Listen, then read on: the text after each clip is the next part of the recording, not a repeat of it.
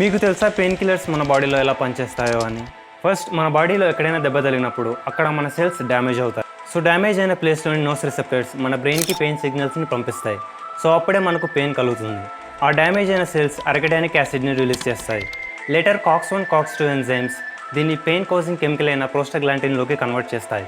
So damage అయిన ప్లేస్లోని nose receptors మన బ్రెయిన్కి పెయిన్ సిగ్నల్స్ని పంపిస్తాయి. సో అప్పుడే మనకు పెయిన్ కలుగుతుంది.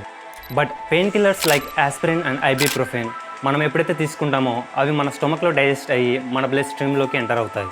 బట్ వీటికి డ్యామేజ్ అయిన ఏరియా తెలియదు. అందువల్ల ఇది మన పూర్తి బాడీ మొత్తం బ్లడ్ ద్వారా సర్క్యులేట్ అవుతుంది. సో డ్యామేజ్ అయిన పార్ట్ దగ్గర COX-1 COX-2 ఎంజైమ్స్కి అరగడానిక్ సప్లైని ఈ విధంగా బ్లాక్ చేస్తుంది ఈ పెయిన్ కిల్లర్.